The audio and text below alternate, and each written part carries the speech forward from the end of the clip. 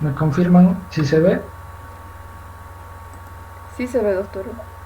Muy bien. Buenas tardes nuevamente a todos. Hoy es el tema canal del parto, el mecanismo de parto.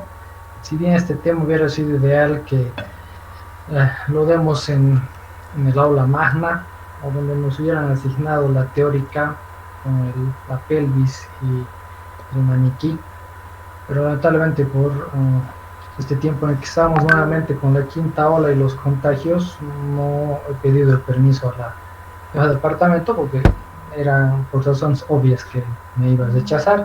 Sin embargo, les recomiendo que a los que tengan la posibilidad en sus grupos prácticos de que sus docentes les puedan explicar con la pelvis y el maniquí, sería interesante porque lamentablemente este tema, más que imaginación, realmente es verlo en el maniquí, y si es posible, los que estén pasando habilidades, solicitarle a la doctora Muñoz que les pueda facilitar, o sea, que les pueda dar el tema, porque de esa manera van a comprender mejor. Además que es un tema importante para, una vez que uno esté en la práctica, entender qué es lo que sucede dentro del útero fisiológicamente para que se pueda suceder el parto. Si no, estamos en serios problemas porque de no entender esta parte teórica, entonces no podemos nosotros detectar a tiempo una dificultad, ¿no? Lo que llamamos una distosia del trabajo del parto, y oportunamente operarla a la paciente, hacer una cesárea para evitar el sufrimiento del producto o una complicación posterior a la paciente misma, ¿no? Para este tema, el doctor Peñalosa les ha dado lo que es la pelvis como tal. Vamos a repasar un poco lo que es la pelvis materna, un poco de los diámetros del producto, y luego vamos a avanzar con la parte netamente teórica. La pelvis ósea que le han debido ver en la teoría, bien ustedes saben que esta pelvis consta, ¿no?, de los huesos ilíacos, nuestro sacro y el coxis. La pelvis femenina o ginecoide que le llamamos debe cumplir ciertos criterios para así llamarse pelvis ginecoide. Dentro de lo más relevante de la pelvis femenina, debemos nosotros siempre tomar en cuenta que no necesariamente la altura de la paciente define si es una pelvis ginecoide o no. Hay muchos casos en los cuales la paciente puede medir unos 70, unos 80, pero los diámetros de la pelvis como tal son menores, y entonces no cumplen el criterio para tomar en cuenta o decir que es una pelvis ginecoide. Por eso que algunas pacientes, por más altas que sean, terminan siendo cesárea, y al revés. Las pacientes con estatura de menos de 1,50 tampoco podemos decir que no es una pelvis ginecoide, debido a que si cumple los diámetros correspondientes puede ser una pelvis ginecoide, y además el producto, si es proporcional a la mamá, no es un producto grande que le llamamos, que es a partir de 3.600, puede producirse un parto, ¿no? Y si no, hay el claro ejemplo de adolescentes que han debido escuchar ustedes que últimamente hay muchas adolescentes embarazadas que terminan en parto. Estamos hablando de adolescentes de 14 años, 13 años, que nosotros hemos atendido parto ya porque llegó el periodo expulsivo, no porque nosotros así lo quisiéramos, pero que finalmente se produjo el parto. El producto no era pequeño, estaba dentro de parámetros normales, hablamos de pesos mayores a 2.500. Entonces, no se dejen llevar porque la paciente sea de baja estatura, que no tiene una pelvis ginecoide, y al revés, la altura determine que sí es o no es una pelvis ginecoide.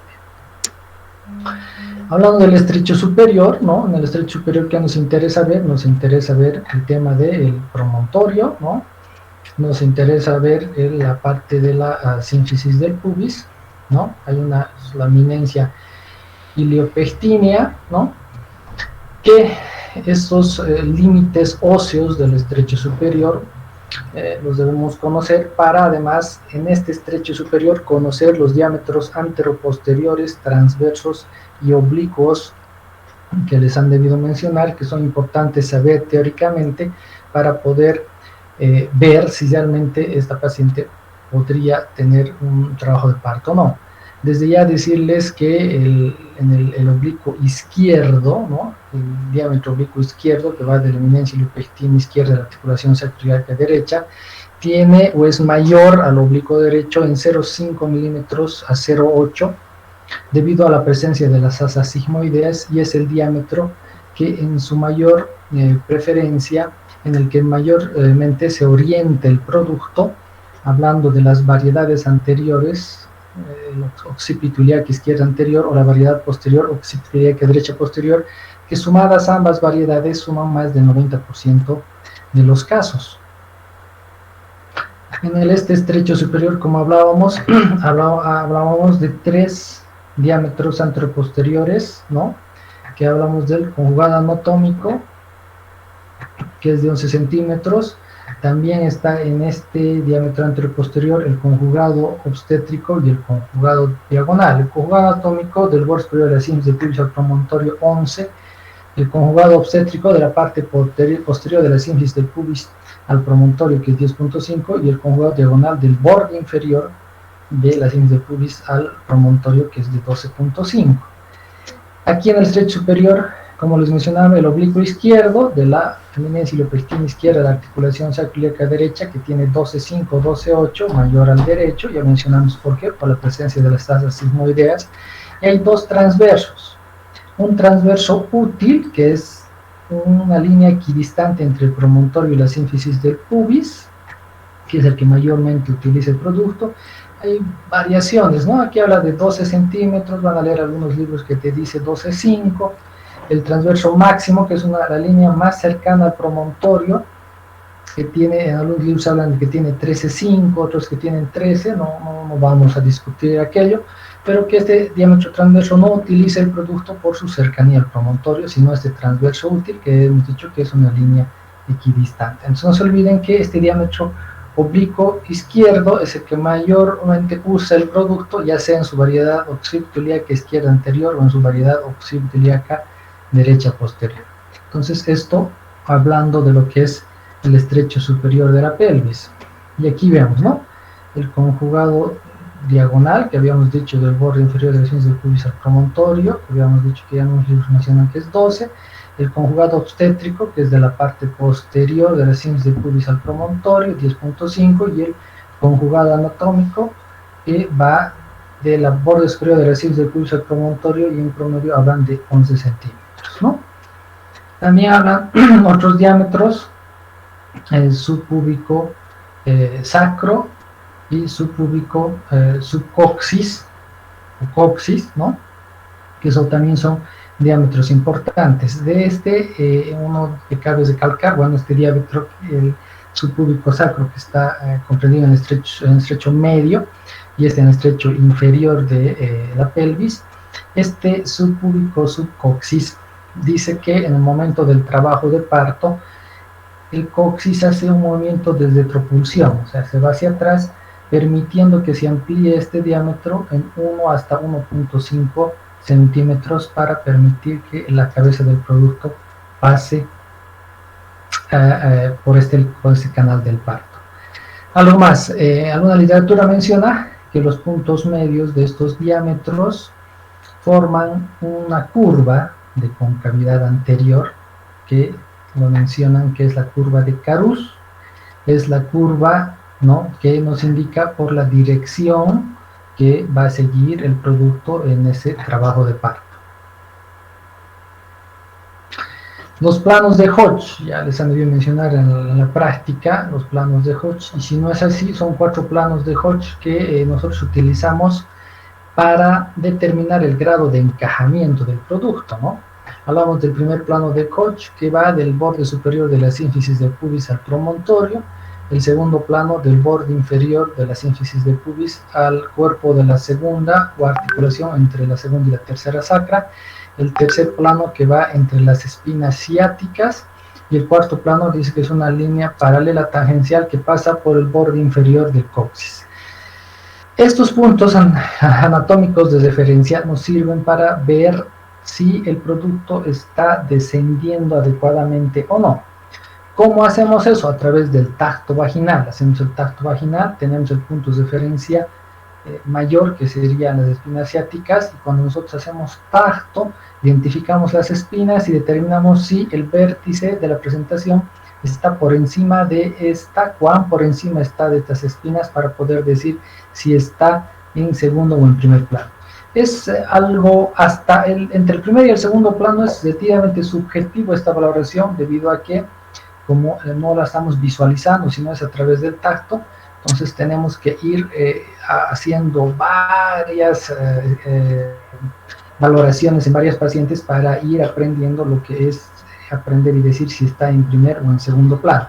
El tercer plano es más fácil porque el diámetro biparietal, al atravesar las espinas, al hacer el tacto, nosotros ya directamente no podemos valorar las espinas ciáticas, confirmando que la presentación sí está en un tercer plano de Hodge. Hay los planos de Deli también que van a escuchar, que son utilizados más en la caja nacional, donde el plano 0 lo consideran entre las espinas ciáticas y hacia arriba es menos 1, menos 2, menos 3, menos 4, y por debajo es más 1, más 2, más 3, más 4. Nosotros usamos sí los planos de Hodge, que consideramos que tienen puntos anatómicos bien definidos, que nos ayudan realmente a determinar el grado de encajamiento en el trabajo de parto. Aquí nos muestra el eje, excavación pelviana, lo que les decía, la curva de Carus, la unión de los puntos medios de los diámetros anterior-posteriores, nos dan justamente esta línea de concavidad anterior, por donde nosotros sabemos que va a seguir ese trayecto el producto para que se produzca el parto. Hay puntos anatómicos de referencia que hay que tomar en cuenta, lo que llamamos el móvil fetal. Para empezar, algo que van a escuchar siempre a sus docentes hablarles o preguntarles, es el tema de las suturas, ¿no? A nosotros nos interesa mucho que sepan y que conozcan bien al tacto la sutura sagital, ¿no? Que sepan la forma de las fontanelas, tanto anterior como posterior, porque son puntos de referencia al tacto que realizamos nosotros. Y estos diámetros que hay que conocerlos en el trabajo de parto, ¿por qué? Porque el producto va flexionando, ¿no?, la cabeza hasta tener una flexión forzada, tocando el mentón sobre el tórax del producto, haciendo el cambio de los diámetros, y de esa manera va a poder pasar lo que es el canal del parto, ¿no? De que nos interesa que el diámetro occipito frontal tiene 12, el suboccipito frontal tiene 10.5 y el suboccipito bregmático 9.5, ¿no? Suboccipito bregmático 9.5 directamente, suboccipito frontal de 10.5 y hay un occipito frontal directamente de 10.5. Y cuando se deflexiona, aumenta los diámetros, hay 3 grados de deflexión para determinar también si vamos a darle opción o no opción a parto. Realmente en la deflexión de primer y segundo grado es donde sí o sí tiene que ser una cesárea, y en la deflexión de tercer grado, presentación de cara, podría darse parto, pero generalmente terminamos operando también. No se olviden de la forma de las fontanelas, la sutura sagital, que es la que más nos interesa, y los diámetros occipito frontal, suboccipito frontal y suboccipito bregmático, que son los dos diámetros que generalmente a nosotros nos importa que sepan, ¿no? Entonces aquí está nuestra sutura sagital. No se olviden la fontanela anterior en forma romboidal y la fontanela posterior triangular, y el hueso occipital, que es un punto de referencia cuando hablamos de variedad de posición dentro de la terminología de la parte obstétrica, ¿no? También no menos importante es el diámetro biacromial, ¿no?, de 12 centímetros, y el vitrocanterio de 9.5, cuando vayamos a hablar del mecanismo de parto y si este diámetro va a poder atravesar o no lo que es el canal de parto. Hablando del mecanismo de parto, en la presentación de vértice vamos a definir este término de mecanismo de parto, ¿no?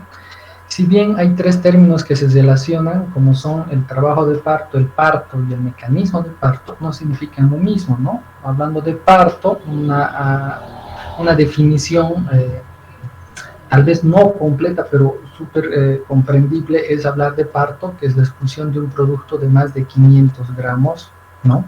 En un libro van a ver que dicen todavía de 20 semanas, y algunos que ya han cambiado a 22, porque sabemos que la definición de aborto es hasta la 21.6 semana, ¿no? El trabajo de parto, que es un conjunto de fenómenos fisiológicos que tiene una característica de 3 periodos: el de dilatación y bosamiento, el periodo expulsivo y el alumbramiento. Y en el caso de del mecanismo de parto, dice que es un conjunto de movimientos y desplazamientos que se realiza el móvil fetal, impulsado por el motor uterino hasta la expulsión del producto por el canal del parto. Para que se produzca este mecanismo de parto, tiene que haber una dinámica uterina. La dinámica uterina, como ustedes saben, tiene 3 características: esta contracción del útero, la frecuencia, la duración y la intensidad. En relación a la frecuencia, contracciones de 3 a 5 contracciones en 10 minutos que tengan esa capacidad o que duren entre 30 a 60 segundos, y que mejor si son de 3 cruces de intensidad. Sabemos que hay 1, 2 o 3 cruces de intensidad. Esa contracción uterina va a hacer que se produzca este mecanismo de parto, se produzca la dilatación y bosamiento, que sería el primer periodo del trabajo de parto, y se produzca el periodo expulsivo, que es la culminación de este mecanismo, que lo vamos a ir a describir. Obviamente no van separados el mecanismo del trabajo de parto, ¿no? Pero si bien cuando vayamos a describir este mecanismo, son pasos sucesivos que se dan en el producto, y que ya cuando hablamos del periodo expulsivo, obviamente ya nos encontramos dentro el segundo periodo de este trabajo de parto, ¿no? Pero es todo un conjunto que se correlaciona y que deben leer con calma, ¿no? En algunos libros van a encontrar que está en tiempos sucesivos, o a otros los acomodan en unos tiempos y subtiempos. De todas maneras, ambas son valederas. Aquí hemos hablado directamente, lo hemos hecho correlativo, no hablamos de tiempos y subtiempos, sino tiempos como tal. Tal vez se encuentre en una literatura mayor desglose en los tiempos, no hay problema.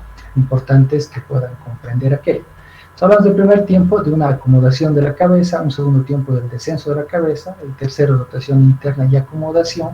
Otros lo desglosan en tercer tiempo rotación, cuarto acomodación de los hombros, pero bueno, aquí está uno solo: el desprendimiento y el descenso, la rotación interna y la rotación externa de la cabeza, y el desprendimiento de los hombros finalmente, ¿no? Hablando de la acomodación de la cabeza, en este tiempo, ¿qué sucede? Primero hay una orientación de la cabeza. Se dice que una vez que llega a término el embarazo, se orienta el producto en el diámetro que más le conviene. Habíamos mencionado que el diámetro, ese diámetro oblicuo, el oblicuo izquierdo anterior, hablando de la variedad occipital izquierda anterior, ese diámetro oblicuo izquierdo tiene mayor diámetro que el derecho, 0,508, y es donde prefiere el producto acomodarse, ¿no? Hablando de la eminencia iliopectina izquierda a la articulación sacroiliaca derecha. La sutura sagital se orientará en ese diámetro antes de iniciar el trabajo de parto. Además, coincide con que el dorso del producto es un dorso izquierdo. Si vemos que esta es la derecha de la paciente y esta es la izquierda, es un dorso izquierdo con una variedad occipito-ilíaca izquierda anterior, ¿ya? Y la variedad posterior sería que el dorso del producto está al lado derecho, y el punto de referencia sería que el occipital se encuentra en relación con la parte occipito-ilíaca derecha posterior, siempre en el mismo oblicuo, ¿no? Entonces, el producto se orienta en el diámetro que más le convenga. Además, el producto está en una actitud indiferente, como vemos aquí. Los miembros superiores están flexionados sobre el tórax, el muslo está sobre el abdomen y la pierna sobre el muslo, ¿no? Porque hablamos de una actitud indiferente, ¿sí?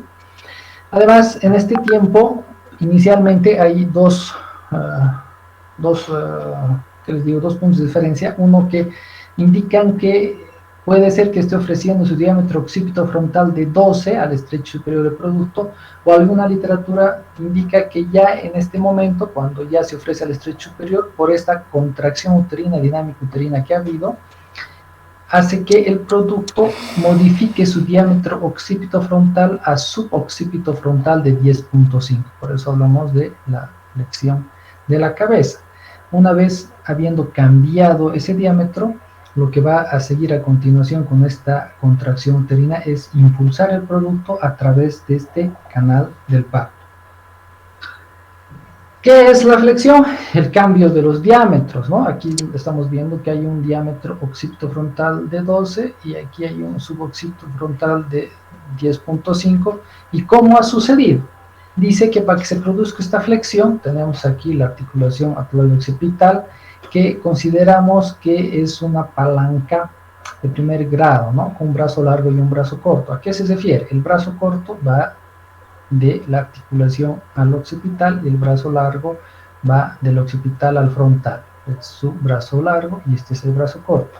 Dice que cuando hay contracción uterina, viaja esa energía cinética que produce la contracción uterina por la columna vertebral del producto y justamente se encuentra con esta articulación y esta palanquita de dos brazos.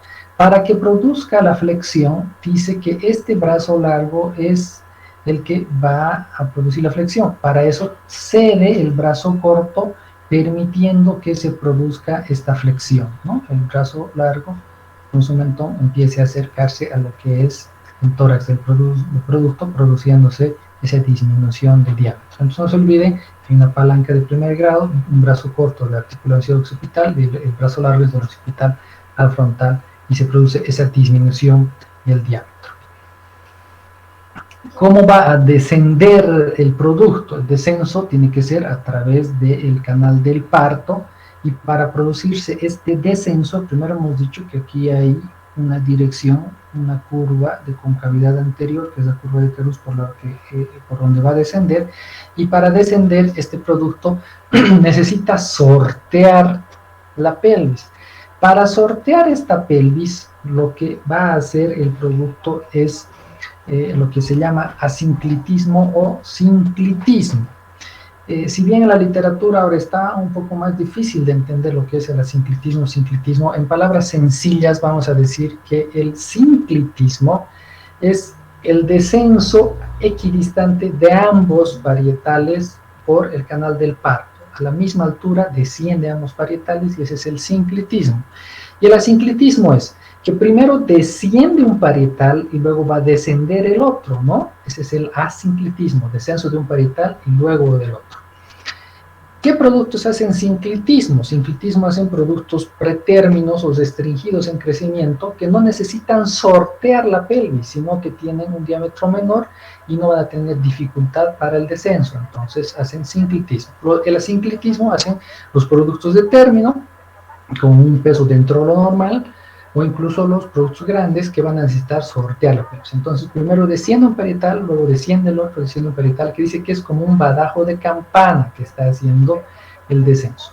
Nuevamente, aquí está el piso de la pelvis, donde hay una parte musculoponeurótica, donde va a llegar el vértice de la cabeza, va a chocar con este piso de la pelvis y va a provocar nuevamente que haya una flexión, cambiando su diámetro de suboccipito frontal, que habíamos mencionado de 10.5, a suboccipito bregmático, totalmente flexionada la cabeza, tocando el mentón sobre el tórax, así habiendo una acumulación de energía cinética en esta articulación acroido-occipital.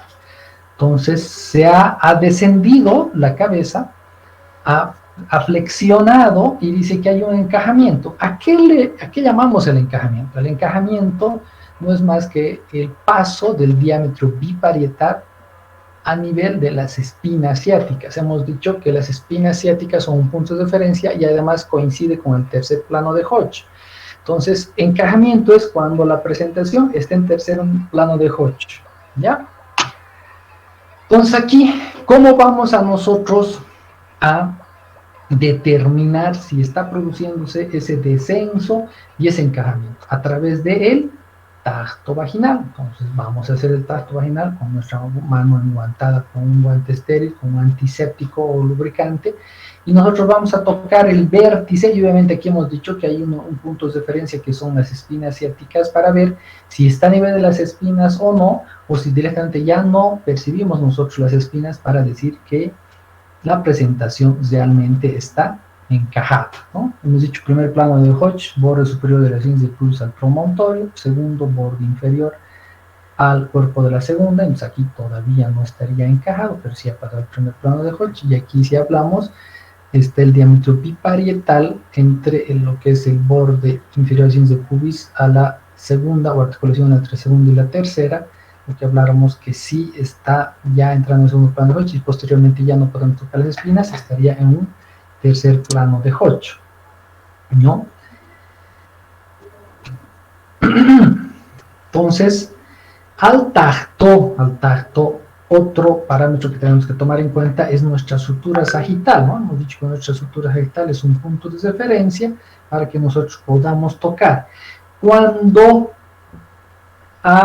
se ha orientado en ese diámetro occipital izquierdo anterior, nuestra sutura sagital está en ese diámetro oblicuo, está descendiendo, y nosotros verificamos que sigue en diámetro oblicuo descendiendo, y una vez que se pierden las espinas ciáticas de referencia al tacto, hemos verificado que sí ha descendido y sí se ha encajado, y seguimos verificando si la sutura sagital se encuentra en el oblicuo izquierdo. Si se encuentra en ese diámetro oblicuo, entonces se ha encajado y ha mantenido todavía el encajamiento y el descenso en ese oblicuo izquierdo. Cuando hablábamos del encajamiento o el descenso que nos mencionaba, decíamos que un parietal desciende primero y luego desciende el otro parietal, cuando hablábamos de asinclitismo. Y en eso, cuando ustedes lean en el asinclitismo, les va a decir que la sutura sagital está más cerca del promontorio, o más cerca a la sínfisis del pubis, y les está hablando de asinclitismo anterior, en este caso, cuando está más cerca la sutura sagital del promontorio, ¿no? Y se toca el parietal anterior, o está más cerca de la sínfisis del pubis y podemos tocar el parietal posterior. Así se habla del asinclitismo, otra manera de poder verificar que se está produciendo ese asinclitismo. Una vez que ha descendido y está ya en el piso de la pelvis, totalmente se ha flexionado la cabeza y está tocando el mentón sobre el tórax, debe producirse la rotación interna de 45 grados. 1 de la sutura sagital y 2 de los hombros, ¿no? En el oblicuo izquierdo se encuentra nuestra sutura sagital en ese diámetro, y en el oblicuo derecho se encuentra el diámetro biacromial, ¿sí? Por eso aquí se habla de rotación interna de la cabeza y acomodación de los hombros. Aquí directamente en el gráfico se muestra que la sutura sagital, que estaba primero en este oblicuo izquierdo, así nuestra sutura, nuestro occipital en relación a el oblicuo izquierdo, ¿no?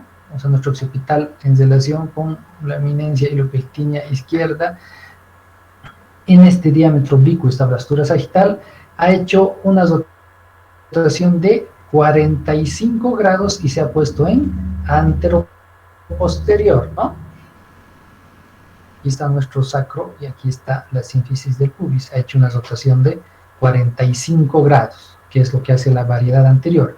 La variedad posterior hace una rotación de 135 grados, ¿ya? 135 grados, no se olvide. No,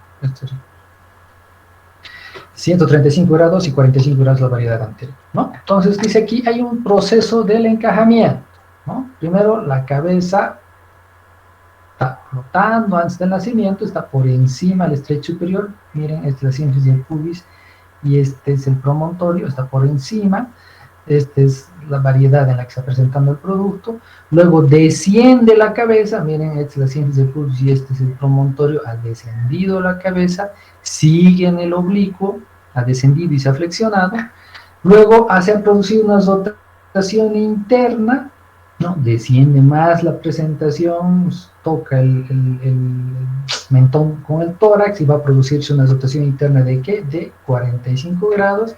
Aquí hablamos que se ha producido la rotación de 45 grados, está con una sutura sagital antero-posterior, y los hombros en esta rotación estarían en el diámetro transverso, ¿no? El transverso óptimo, ¿no? Después de esto, ¿qué tiene que hacer el producto? lo que le toca en los tiempos es la extensión. Primero hemos visto que se ha flexionado, ahora tiene que deflexionarse, tiene que hacer una extensión de la presentación, liberando la energía cinética que hemos dicho que se ha acumulado, ¿no?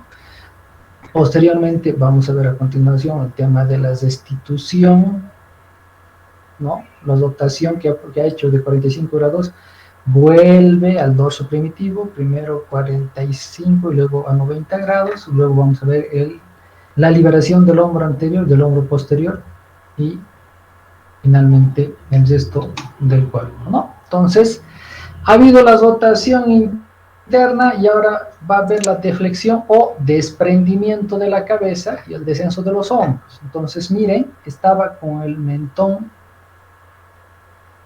totalmente en contacto con el tórax y ahora ¿qué está haciendo? Liberación de energía cinética y se está deflexionando, ¿sí?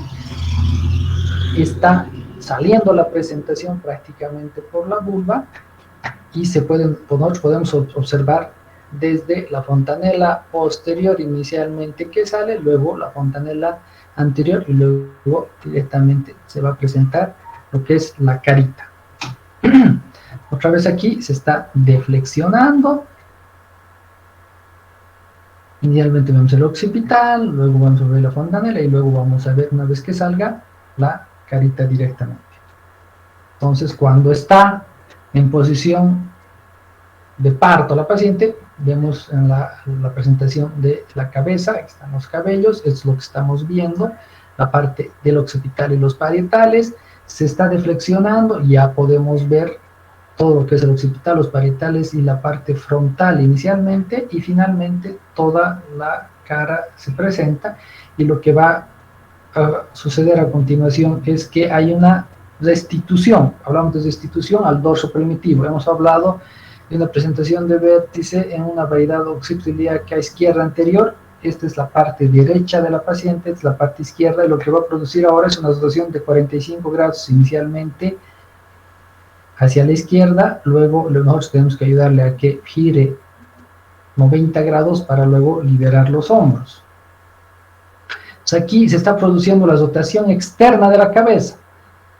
Primero ha salido mostrándonos la carita y ahora está rotando hacia el dorso primitivo, en este caso era un dorso izquierdo, entonces todo el occipital está rotando en esa dirección, girando el occipital hacia la parte izquierda, inicialmente de 45 grados y luego nosotros tenemos que ayudarle a que complete los 90 para que los hombros que habían descendido en el transverso del estrecho superior se acomoden y se pongan antero-posterior.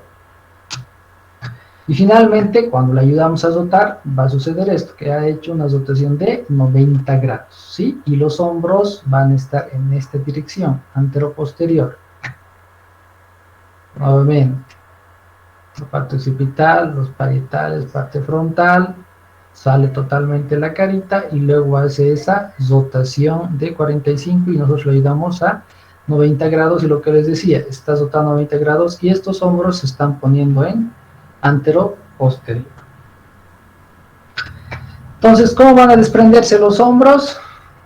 Hay que hacer agarrando los parietales, engatillando el cuello, una inflexión hacia abajo para que se libere el hombro anterior, una inflexión hacia arriba para que se libere el hombro posterior y posteriormente, después que, como mencionan aquí, haya el nacimiento del hombro anterior y el hombro posterior, los diámetros internos son menores, entonces va a salir el producto directamente por escamoteo. Otra vez, vamos a hacer la inflexión hacia abajo para que se libere el hombro posterior, vamos a hacer la inflexión hacia arriba para que se libere el hombro posterior y el producto sale, ¿no? Sale el producto, el desprendimiento de los hombros. Esta es la maniobra que les digo, que ponemos, engatillamos el cuello y ponemos las palmas en los parietales para ayudar hacia abajo, haciendo la maniobra hacia abajo que se llama la inflexión, ¿no? Para que se libere el hombro anterior, haciendo la inflexión hacia arriba, para que se libere el hombro posterior y luego pueda salir el producto sin problema, hablando de un parto fisiológico, ¿no? Sé que es difícil este tema de entender, de poder comprender. No es sencillo, lo sé, ¿no? Pero no hay otra manera virtualmente. Obviamente, si están interesados en ver el tema del mecanismo, sí, en YouTube hay varios videos que explican con el maniquí. Si quisieran, pueden ingresar y ver uno de estos videos. Y la otra, para ver en vivo y directo, hay el modelo en habilidades. Hay una pelvis, hay los maniquís, y podrían realizar ustedes la práctica, no solo del mecanismo como tal, sino la tensión del periodo expulsivo, porque hasta donde yo daba en esa temporada habilidades, sí hay la sopa para que puedan ustedes vestirse y simular la tensión de un parto, ¿no? Espero que les haya servido. Aprovechen al máximo su rotación en los hospitales, porque ustedes saben que esta es la última parte hasta que ingresen al internado, y cuando ya está en el internado es difícil en el internado tratar de ponerse al día y poder realizar incluso la atención de parto como uno quisiera si no tiene